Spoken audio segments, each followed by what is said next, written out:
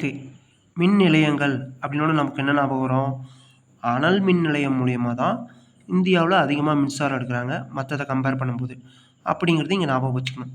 இதில பாருங்க குந்தா, இது என்னது நீர் நிலையம், எண்ணூர் அனல் நிலையம், மேட்டூர்ல 2மே இருக்கு. நெய்வேலினாவே நமக்கு என்னது பழுப்பு நிலக்கரி கிடைக்குது இல்லையா? அல்லது அனல் மின் நிலையம்.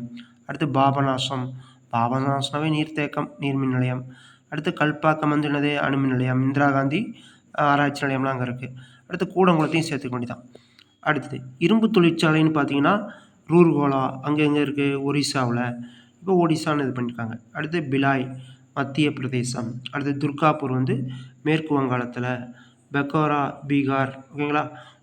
அடுத்தது பர்ன்பூர் மேற்கு வங்கம். அடுத்தது விசாகப்பட்டினம் ஆந்திரா.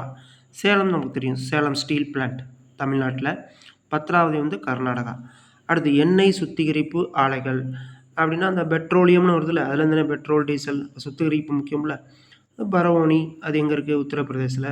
கவுகாத்தி அஸ்ஸாம் இதெல்லாம் பார்க்குறோம். மும்பை இது மகாராஷ்டிரா, சென்னை வந்து தமிழ்நாட்ல சுத்திகரிக்கிறாங்க. அது மாரி விசாகப்பட்டினம், ஆந்திரா, திக்பாய் அதெல்லாம் பார்த்துங்க. ஓகேங்களா? ரைட். நெக்ஸ்ட்டு அணு உலைகள். அணு உலைகள் தான் உள்ளதிலேயே ரொம்ப டேஞ்சரஸ் ஓகேங்களா? அதனால தான் எல்லாம் பயப்படுறாங்க. அந்த கூடங்குளத்தில வந்தப்போ கூட எல்லாம் இது பண்ணாங்க. தாராப்பூர் அணு நிலையம் இந்தியாவிலேயே ஃபர்ஸ்ட்டு ஆரம்பிச்சது எது? தாராப்பூர் எங்க இருக்குது? மகாராஷ்டிரா மாநிலத்தில இருக்குது. அடுத்தது கல்பாக்கம் அது எங்க இருக்கு? தமிழ்நாட்ல. அடுத்து ரவுத்பாத்தா அணு நிலையம் ராஜஸ்தான். இன்னும் நரோரா அணு மின் நிலையம் வந்து பார்த்தீங்கன்னா, உத்தரப்பிரதேசம். சுக்ராபாரா அணு மின் நிலையம் வந்து குஜராத்து. கூடங்குளம் வந்து தமிழ்நாடு. கைகா அணு மின் நிலையம் வந்து கர்நாடகா. இந்த மாரிலாம் பல அணு மின் நிலையங்கள் இருக்கு. இத மாரி பார்த்துக்கங்க.